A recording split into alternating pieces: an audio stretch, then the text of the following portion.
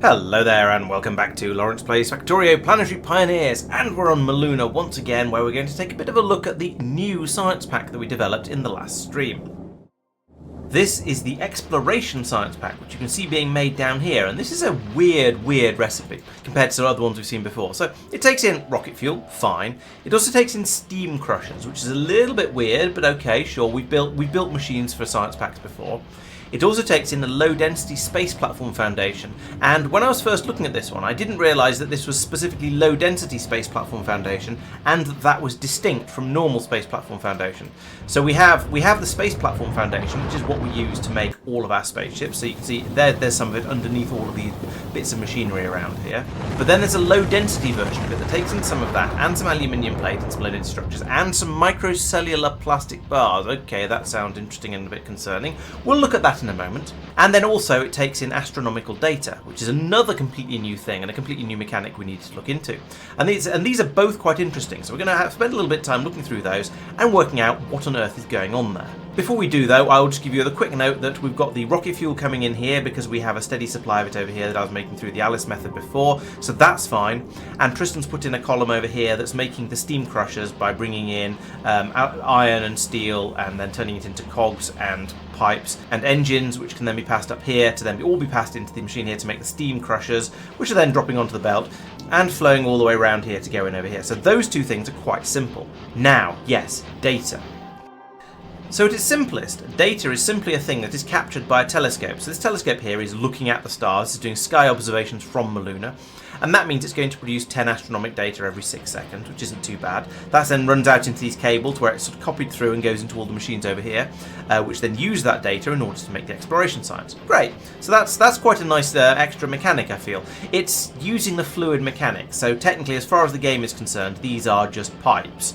But they are carrying data instead of fluids, so we're going to call them something slightly different. We're going to call them cables, and it's a nice system. I quite like it. The thing that makes this a little bit funny, though, is that you can only put one of these telescopes on each planet, and so that makes things a little bit more difficult, because ideally we'd like to be making a bit more astronomical data than we actually are at the moment, because I've spec'd this to be producing about 2 science packs per second, like I did with the space sciences over here. So it's just over 2, but close enough. However, that would require us to be making 4.2 data per second, and we're actually making 1.6 data per second. So we've got a shortfall of 2.6 data per second along here. So we need to have ideally 2 more telescopes doing this sort of thing, but we can't put any more on this planet. Fortunately, it turns out we don't need very much of this science pack yet, so it hasn't been a problem yet.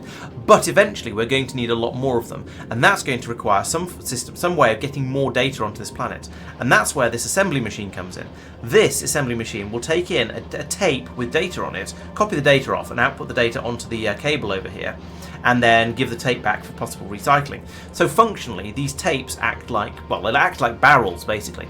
So we'll need to make a load of these tapes somewhere, then put them on a rocket and a spaceship to take them off to another planet where we'll have another telescope, and then we can take the data from that telescope, we can put it into another one of these assembly machines, but this one will be copying the data onto the tapes using this recipe that takes in a tape and some data and makes a data tape, lovely, and then they can be brought over to here where we can do the opposite, where we can take the data tape and turn it into a tape and some data, and then pump the data out along the cables here for all the machines to use. That should be fairly straightforward to put together, with the only real challenge in that being the logistics, and so that's why we've got a couple of belts in here. We're going to have this one, we'll take the tapes back, put them into a rocket and send them off to whatever spaceship is asking for them, and the other one, this one, will bring in the tapes from the landing pad when we put that in. We haven't really decided where we're going to put it yet. Here might be quite nice, or maybe we'll put it a bit further away. At the moment it's all the way over here, and we don't really want to have that many data tapes being sort of stockpiled on the belt as it goes along here. So ideally we'd want to move it. Maybe we'll see whether we do or whether we don't. We haven't really decided yet for that one. This system is a lot like the taking magical fluid away from Igris, though. So in the same sort of way, we've got a special type of barrel. In this case, it's the strong barrels that we're making here, and we're putting the magical fluid into them. And they're being put into a rocket, flown away on the dynamic storyteller, dropped off on Norvis, where they're then emptied out into a pipe, and then the barrels can be shipped back up to the spaceship and then taken back over to Igris in order to be refilled and then go round and round. So they will just be endlessly running round and round in the loop, and eventually we'll have enough barrels. As it is at the moment, we seem to have some. In fact, we've got got 5 of them stored in this box here, and then some along this belt over here. So I think we're not quite there yet, but perhaps next time the dynamic storyteller gets back to Icarus, it's going to unload a load of those strong barrels, and we can then start using them to put more of the magic fluid in to ship back off to Norvis to be used over there. So that's going to be a fairly simple system of passing tapes around to carry the extra data, and ideally, as I said, we're going to want 2 more of these telescopes, so I guess that means 2 more planets. So we're going to have two different places to worry about for sending these things out to. We'll have to work out exactly how we're going to get that to work, but the logistics shouldn't be too difficult. So that was the first of the new problems for making the exploration data. Then we got on to the Low Density Space Platform Foundation. And okay, some of this was easy. We bring in low density structures, which we're making for the rockets anyway, so we've got plenty of those. And if we don't have plenty, then it's easy enough to expand. We've also got lots of aluminium, so we can bring that in as well. Then there's a standard Space Platform Foundation, which is kind of a solved problem. We've made that before, so I put in a load of machines over here that are making that at a suitable rate. And they're bringing in aluminium, which is being turned into wire, which is then being put in here in order to make the platform foundation, because that's steel plate and electrical cable. That's quite straightforward, so we're making those things. Then we get on to the microcellular plastic bars. Those were interesting, because those require what's sort of, well, it's not a new mechanic, but it's a new implementation of a mechanic we've seen before. So the microcellular bars are made from diffused plastic bars and some steam, so you blow steam over them and they whatever. So that's fine. But then making diffused plastic bars, that's where things become a little bit tricky. Because that's done in one of these machines here, where we take in plastic and carbon dioxide, and then use the carbon dioxide to aerate the plastic. The tricky bit of it is that it has a spoil time of 7 seconds. So when you make a diffused plastic bar, you have 7 seconds to use it up before it'll turn back into a piece of plastic. Now, 7 seconds is tight, but I thought, well, with having the machines up against each other like this, we could pass them straight from here into here, and then they could be set by blowing steam over them, and everything will be fine. But no, it's a bit more complicated than that, because the recipe to make them has a 10-second crafting time, and the spoilage starts from when the thing starts being made. And so if it only lasts for 7 seconds, and it takes 10 seconds to make it, then it's guaranteed to spoil 3 seconds before it actually finishes being made. So we're just getting plastic being fed in, carbon dioxide being fed in, and the plastic coming straight back out again. And the plastic was just going round and round in a circle, which was obviously absolute nonsense and was not working. And to make matters even worse, the amount of lifespan left on your diffused plastic bar when it's made varies between 5% up to 95% up to 100%, and so that means it spoils even more quickly, which is sort of meaningless if it takes 10 seconds to craft it anyway. So after a bit of scratching my head and looking at the box text, which suggested tougher metals or better chemical plants may be the key to reducing the failure rate, that was a bit of a red herring, to be quite honest. The answer, it turns out, is to completely cover these machines in speed modules, so these machines are now running at 6.5 times their normal speed, which means the 10-second craft is brought down to being about a 2-second craft, or less than 2-second craft. And that means most of the diffused plastic bars that are made in here are actually okay when they come out. They can be chucked through into these machines and they will actually work, which is rather nice because that's what we need. There's only a few of them will spoil and come out as plastic, particularly if you can keep the machine running. And so up here we can see that at the top, because we've got a few more than we actually need here because of the rate of some of the other things, you can see these machines are running quite happily. They are making the diffused plastic bar. Okay, sometimes that one just chucked out a plastic bar down here. That one's chucked over a good one into here, and that's been cooked over into a diffused plastic bar. And so, because these things spoil so quickly, I don't want to have any being stockpiled inside this machine, because that's just a way of throwing away carbon dioxide. You bring in carbon dioxide, you blow bubbles in the plastic, then you wait 7 seconds, it decays, and you end up putting the plastic bar out into here, and then back in here again, fill it up with carbon dioxide again, and it decays, and you're just losing carbon dioxide. And whilst carbon dioxide is fairly cheap, it's not unlimited, and it's silly to waste this stuff. And so what I've done is I've linked up to this machine here. I said read contents, including the ones that are being used in crafting at the moment. And then I've told these ones, if there's less than 3 of the end product of the other machine, then I want it to start making the diffused plastic bars and passing them through, because that means if there's less than 3 in here, then we clearly need to make some more. And at the moment, it's empty because we're using them up about as fast as we're producing them. And so these machines are running flat out, they're passing them across, and they're being made. And we have very little spoilage going on here. Further down, these ones have all stopped because we've got 4 of the microcellular plastic bars in here. 4 is not less than 3, and so that means these machines have stopped. Now here we can see that this has stopped partway through. So when this tries to get started again, the attempt at making a diffused plastic bar here will immediately fail, and we'll get back a piece of plastic. But that's fine. We're okay with that happening occasionally. We just don't want it to be happening constantly. And that'll be then passed down into here. And in my first case, if actually properly using a diagonal inserter, I've then used a straight inserter to put it into the box and diagonal inserter to take it back out again. I was going to say I could have moved this across into the middle and had the diagonal inserters going in a V formation, but actually that wouldn't have worked, because then this one would have been trying to drop them onto this pipe, and this one would have been trying to take them from this pipe. The machine isn't quite wide enough for that. But this system works really, really nicely. Now, obviously, the alternative to this is to put in another blue inserter there and another one there, but Muluna has this weird thing. If you put things on the floor, they just disappear as if you threw them out in space. Now, I could fix that by putting in a piece of belt there as well, and that would be fine. It would all work, but I wanted to play with the new diagonal inserters because that seemed like fun, so we put those in. You'll notice there are some additional red cables running around over here. Those are going from the box here up to these inserters, and that's telling these inserters to only run if there's fewer than 10 pieces of plastic in the box. And that ensures that if something goes a bit weird and we end up pulling a lot of plastic out of these machines, and for some reason we're not putting it back in with the diagonal inserters and we're just chucking more and more in from here, that'll mean we're making absolutely sure that we don't overfill this box and we don't end up with huge stockpiles of plastic in these boxes. Now, that shouldn't happen because the inserters should take it in turns to chuck stuff into the machine, and I think they are pretty good about doing that, and the fact there's only 5 in this box does suggest that's probably the case. And so, because we're outputting a lot less than half the plastic into this chest, at least hopefully we are, then this whole system should work quite happily even without the cable in there. But you know, sometimes it feels like a good idea to just be absolutely sure about these things, just to make sure that things are going to work properly. A final note with this recipe, just to add a tiny extra complication, is that it also returns a quarter of the carbon dioxide you pump into it. This is of course easily dealt with by just having another output pipe on the other side and then bringing it round to join the input pipe, and then using a tank down here to give a bit of headroom. The tank is then topped up to ensure it's always part full by this pump here, which is keeping it at up to 15,000 carbon dioxide. And this ensures there's always room for more gas to be pushed out of the machines, whilst maintaining a decent stock of it to be taken in on the other side. This other pump is actually completely unnecessary. I thought this was a really interesting puzzle because it's put a different spin on the whole spoilage mechanic system. And this is the second one of these we've seen fairly recently. So the traditional spoilage thing is like the system we see over here on Lignumis, where we're making the Cupriovidus nicatas, and they gradually spoil and die, and if you leave them for too long in the machine or on a belt, then they'll eventually turn into the dead version, which is less useful. You can't breed them and you don't get as much plastic out of them. So that's what I would think of as the standard way of using spoilage. You need to use something up before it goes off, because once it goes off, it's either not as useful, or it's completely useless, or there's something wrong with it and you don't want it like that. The next type of spoilage we've seen is when you want the thing to go off, and we saw that first with the hot metals mod, where you can see the iron is being passed out of these furnaces here along here, and it's not ready to use yet because it's too hot. But over time, it gradually cools off and then turns into the normal grey iron that we know and love, and then it can be used for other things, whether that's making steel or being passed off along here and whatever. Now, in theory, you should see a power usage drop if you can put the hot iron straight into making into the furnaces for making steel.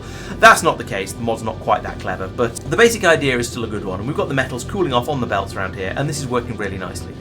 Most of the time, it's not been that big a deal because most of our belts are long enough that the metal is long cooled by the time it gets to anywhere where we need it. However, we have had a few places where the belts have been so fast that these gears have still been hot when they've got up to the machines all the way over here that are trying to use them. And so in order to combat that, we put in the cooling system where you unload into a chest and then you take the ones that have cooled and you put them onto a belt to send them off. So it's fairly easy to work around it, but it does add in a few extra things to think about here and there when you're trying to go for quick throughput of some of your resources. We saw the same sort of thing on Igris, where we're producing the cermet here, which then spoils into steel plates. So you can see it all on the belt here, and then it's gradually turning into steel. And this is another case where you're waiting for a thing to turn into the thing you actually want. But Igris also included another twist on that. And I've talked about this at length in the past, so I'll only go over it very, very quickly here. But this is made for making the, what was this? This is the cermite. And this is similar in that you do want the thing that the product degrades into. So you take your cermet and then you turn it into raw cermite, which will eventually spoil into the cooked cermite or the ready cermite, the stuff you actually want. But that has a 5-hour spoil time, which is frankly ridiculous, and we don't want to wait for that to spoil. And so that's why we have a system here where we wait for the cermet to nearly spoil, then we chuck it over into here to turn it into the raw cermite. And because freshness percentage is carried over through the production process, it means that there's only a relatively small amount of time left on over here. It's only 3 minutes left on the spoil time, and so that will spoil off fairly quickly and be ready to then pass out onto the belts. This system over here is like the first case we were looking at, where we want to actually keep it in the unspoiled state. The non-spoiled one is the one that we actually want. However, because they've been so ridiculous with the time limit on how long it takes to spoil, that then gives you the interesting puzzle of how on earth you're going to get this through into this machine in less than 7 seconds when it already takes 10 seconds for it to go through in here. And so I was very pleased with this one. It was a very interesting puzzle, and yet another different use of the spoilage mechanic. And there seem to be a few of those coming up in these mod packs. There's been a lot of very good ideas, and I'm honestly very impressed. So far, every planet has managed to feel different and have different puzzles on it that we've had to work out as we're going through, and I've really enjoyed that. And so after all of that, we are then making exploration science at a relatively slow rate. In theory, as I say, we should be making them at about 2 per second, but there's a shortage of data and there's a shortage of steam crushers coming from over here, so we're not making them anything like that fast, and they are being put into the rocket, and that means we can ship them over to Norvis and drop them in over here. And you can see that we've actually got a quantity of them available over here now. There's 1,500 of them available in this chest, and they're being passed out along with everything else to go around the belt system and go into the science machines. We're not too worried about the rather slow rate we're making them at, because there's not very much that we can currently research with the exploration science packs. So after getting exploration science packs, you unlock advanced space research, but that requires agricultural science packs, which we don't have yet, so we can't do that. Oh, and electromagnetic science packs, which we don't have yet, so we definitely can't do that one. It unlocks Space Crusher 2s, so we can get Space Crusher 2, that's 2,000 science packs away, and we've got a reasonable amount of productivity research that's probably actually only going to take 1,000 science packs. It does use a science pack from Vulcanus, but that's fine, we have plenty of those. Then we've got lots of things across here that are all red, and we can't touch any of these. We do have Vulcanus rocket part productivity. However, we actually did that one before we did the mod upgrade, so we were able to do it without the exploration science packs, which is slightly cheaty. Maybe we should throw away a few science packs to make up for it. We're probably not going to. I don't think it's going to make any significant difference in the long run, but we have actually done this one now, so we can't do that. And a couple more red ones that we can't do yet. Then we have thruster fuel productivity. So yeah, I think we did one of those. We're now on to number 2. This appears to be an infinite research, so we can keep doing this for as long as we want. So that is a potential sink for the exploration science packs, but thruster fuel usage has not been an enormously difficult thing for us to deal with so far, so we're not hugely bothered about getting this ramped up as quickly as possible. We'd rather do other researches that are going to be more useful. Now, maybe we will do some of these researches at some point when we run out of other more exciting ones to do. And I notice at the moment we are doing a productivity research, which kind of suggests that we are between exciting packs at the moment. I think there are probably more relevant ones to be done than the thruster fuel one. So we'll see, but we'll see how that goes. And then there's another red one on the end as well to balance things out. So as you can see, whilst we're not making them very fast, we're also not using them very quickly either, so I don't think it's too much of a problem. One more thing to note, because it looks kind of silly. Even though these machines only take about 1/4 of a second to produce each one of these bar things, we still occasionally get the diffused plastic decaying inside these machines, and that means that produces some plastic in the machines, which goes into the waste slot on the outside, and we will eventually dispose of it. There's one there, you see. If occasionally that happens, and so we drop them onto the belt here like that, and they look rather out of place. It looks like there's been some sort of problem with the build, but no, it's absolutely fine. We then just have a splitter at the bottom here that takes them out and then adds them in as a priority onto the belt over here. And we're prioritising in 2 different ways. Firstly, they're being put onto the left-hand side of the belt here, which is why we've got this piece in here, because inserters are lazy and will always take from the near side of the belt. And then we've got the priority on the splitter, just to make sure that these ones never get sort of clogged up along this belt, because we don't want that to happen. And I think that's everything I have to say about Muluna and the Exploration Science Pack. So thank you very much for watching. I hope this has been interesting. I really liked this puzzle, especially once I had the light bulb moment and worked out what it was trying to make me do. So yeah, I really enjoyed seeing this one, and kudos to the mod author for coming up with something so different and so interesting. And as I say, it's another use of an existing mechanic, but giving a special twist on it to make it completely different from the way it's been used in all the other times we've seen it. So yeah, very impressed there. Well done. And so, if you want to see us carrying on with this system, working on whatever the next puzzle is going to be, come along to the streams on Mondays at 7:30 PM UK time, where the 5 of us will be going off. We'll be off on another planet by the time the next stream rolls around, I'm sure, where we'll be working away at whatever comes next. So that's going to be exciting. And if you want to try your own hand at Planetary Pioneers, you can grab the mod from the Factorio mod portal. Install that, get all of your planets, and then decide what on earth you want to do with all of our quality of life mods. I will also be back on Wednesday at 8 o'clock UK time, where I should be playing some more Foundry. That's Factorio in a Minecraft world with some massive buildings, a whole 3D thing going on, and it's a lot of fun. I've been making big robots and then selling them to space stations. I'm really enjoying it, and I'd love to see a load more of you along there to watch that stream as well. These videos will be coming out every Thursday and Friday on the channel as well, so please make sure you're subscribed to the YouTube channel so you don't miss out on anything. Thank you very much for watching, and I'll see you next time. Bye bye.